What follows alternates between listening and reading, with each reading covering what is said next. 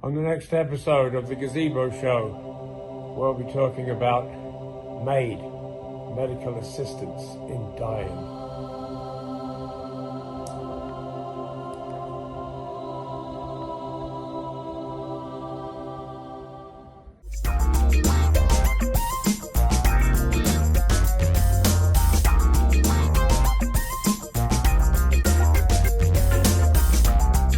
Welcome to the next episode of the Gazebo Show. And this week's subject is? Medical assistance in dying, otherwise known as M.A.I.D. Otherwise known as M.A.I.D. I'm going to be using assisted suicide in this chat because if you keep saying M.A.I.D, people think someone's coming to clean your house. Yeah, no, it's easy to get the wrong idea. Yeah, and these people don't come to clean your house. Or, you could be a mafioso boss who's just got M.A.I.D. Yeah, I mean, you could combine the service, actually. You could, combine it with how come and clean your house and then take you out at the end of the session. Yeah. But that could be a good business for somebody. So medical assisted in dying is something that we have in Canada. We're in Canada for all our international and global viewers around the world. Mm-hmm. We have legal assisted suicide in Canada, which just came up a few years ago in one of the most progressive types of service in the world, because it's really patient-driven. It's really the patient that decides when they've had enough. One of the clauses is intolerable suffering. So if the patient deems that they have intolerable suffering, then the doctor will accept that as a prerequisite. You need 2 doctors to sign off on it, and then you need 2 independent people who know the person to swear that they haven't been coerced and nobody's trying to get their house. And then once you're approved, your approval is good for 1 year. Now during that year you can not use it. At the end of that year you have to requalify. But what we've found from the stats on this is that once you've got it approved, people's outcomes are actually better. Because now they know that they can pull the plug. Now they know that they don't have to go down the road to hell. They can, at some point, they can just pull the plug. And consequently, they wait a little bit longer, they live a little bit longer, and the quality of life is a little bit better. They give you 3 drugs in Canada. The first one is a muscle relaxant, so that you don't twitch about, thrash about too much. It tends to put people off a bit. Mm-hmm.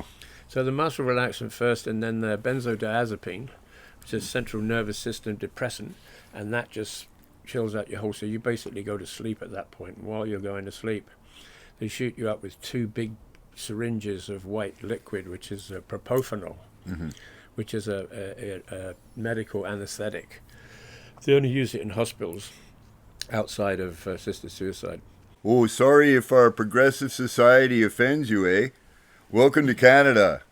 Yeah, where we let people do what they want. Do whatever the fuck they want. I'm proud to be part of that society. I think we have some very progressive ideas, and that's great because, you go out into the world and you can compare what we've got to other places and what they're doing and how far behind they are and, be smug about it. We're way ahead on this issue for sure, and it looks good on Canada globally. Mm-hmm. So my experience with M.A.I.D has been, I know 4 people that have had M.A.I.D, one of whom pegged out in this very gazebo right over on that bench.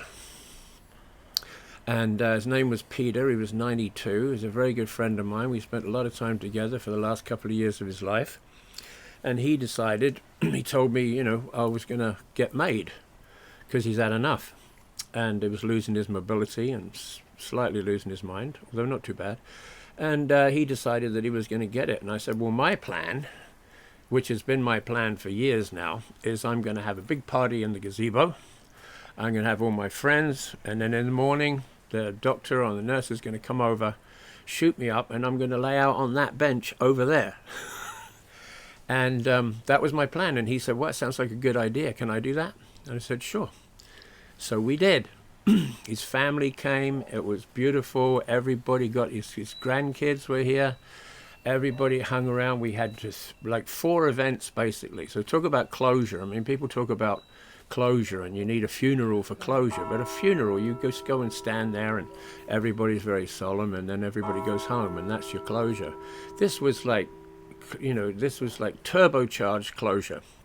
Everybody came. He took to talk to everybody. Everybody got to say goodbye. His whole family was here. His relatives sat in a circle with his kids, his 4 kids. They all sat holding hands. And then the nurse came in the morning. We had like several potlucks, 2 parties in the gazebo, the second one. And he went out in the morning. Doctor came over, shot him up. Super peaceful, super quick.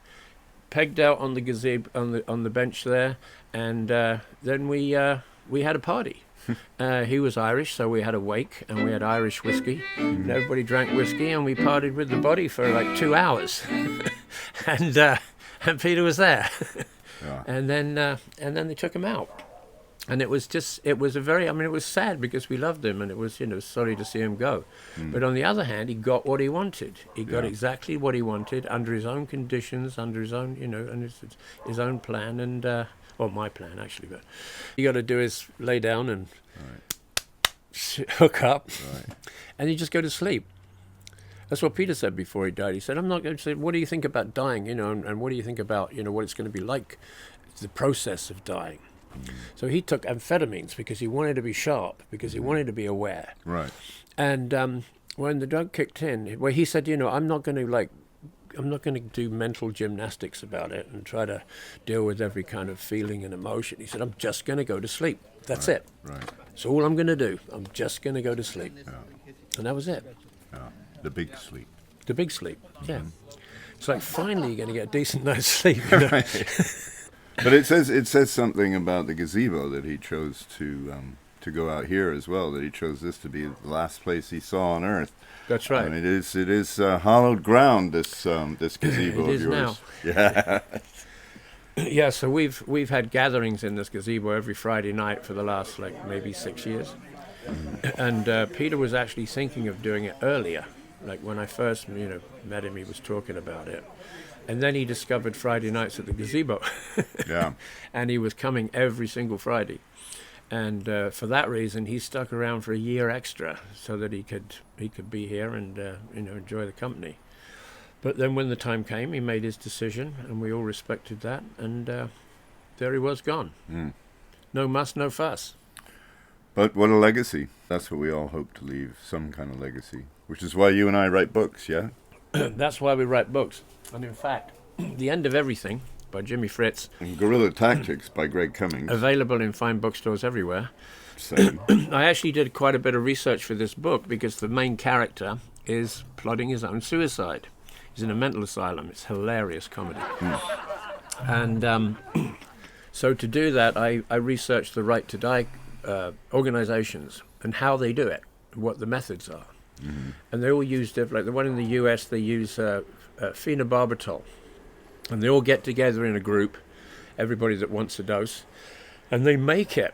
They actually cook it up. They get a chemist and they cook it up in a private location, and they make one big batch and they split it up so nobody's actually specifically made the dose for a specific individual, so there's no liability, and everybody gets their dose to use when and if they want.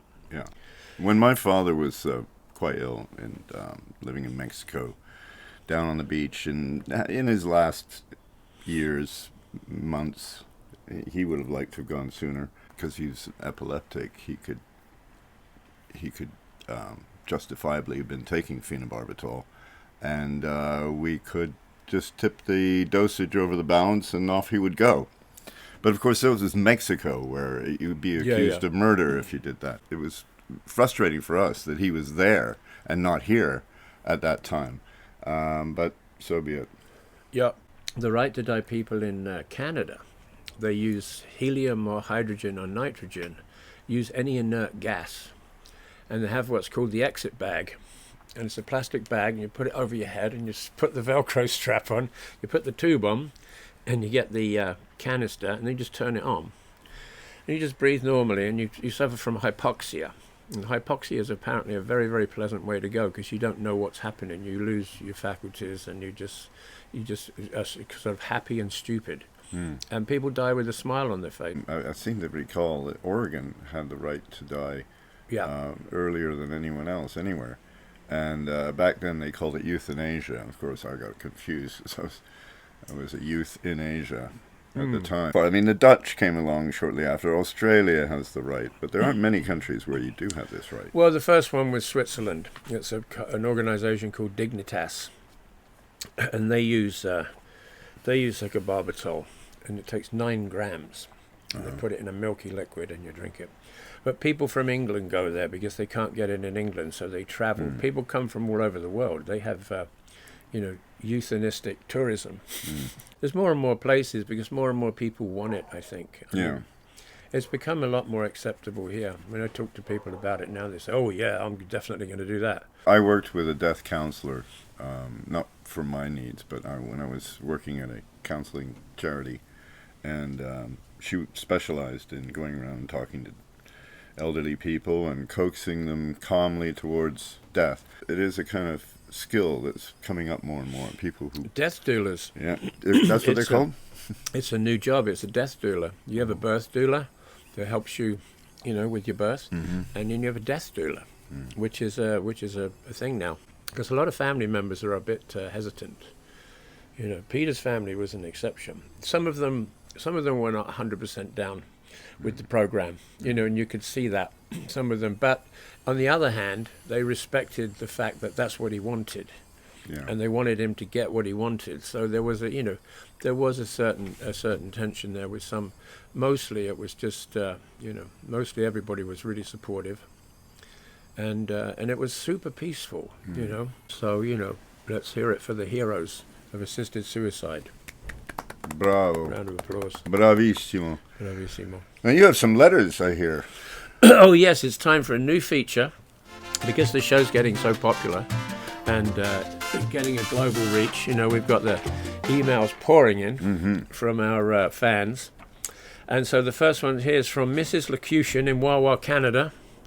Thanks for writing. What does she have to say? She says, my life was not worth living until I discovered the Gazebo show. Now I have renewed faith in the future and have begun ministering to the poor and destitute. Oh, that's nice. So thanks for that, Mrs. Locution. And this one is from Nobby Worthington in Neasden, England. And Nobby writes, love the show. My question is, where does Gorilla Billy get his hair done? Thanks for asking, Nobby. By the way, I used to pick up my gyro in Neasden. No joke. I get my hair done by gorillas. I have a few select gorillas who come by whenever I need it done, and they'll just kind of really have a go at it, pulling it. It's quite painful, but the results are fantastic, and I get to hang with my gorilla friends. So the real story is I used to do Greg's hair, because I'm a rather accomplished hairdresser. Yeah, you are, yeah. And then he forsaked me for another hairdresser, shall we say, who will remain nameless. Okay, if you insist. Anonymous. Yeah. But he did betray me. Yeah. I'd just like to make that public. Betrayal stings, yes. Okay, the next letter is from Mr. Bob Vesuvius from Spread Eagle Bay in Newfoundland. Bob writes, my wife and I are big fans of the podcast. Keep up the good work. Our question is, you both look so fresh and youthful, and we're wondering how old you are. You guess. I guess? No, I'm asking the audience to guess. Oh, we could have a competition and a prize. Yeah, guess our ages. Gorilla Billy, how old am I? Jimmy Fritz, how old is he? Put it in the comments below, and we'll see who gets closest. No cheating now. Like. Subscribe. What are the circumstances that would lead one to choose M.A.I.D? Where are you in your life? I mean, I would think for younger people it must be a lot harder because you've still got so much hope. But once you reach a certain age, hope is dwindling no matter what. So it's easier to make decisions like this. Yeah, well, I think it depends. It just comes down to quality of life, really. If the quality of life is fine, then you can, I'm happy to live to 115 if I have a good quality of life. But if I have, if I have a stage 4 cancer and I know it's going to take me out slowly over the next, 2 years, then I might choose to go out on a high note. I mean, they've loosened up a lot because before, when the original law was written, you had to have a terminal disease. Right. Now you don't. It doesn't have to be something that's going to kill you. Now they changed that to intolerable suffering. Well, who decides what's intolerable? Has to be the person, right? Has to be the patient.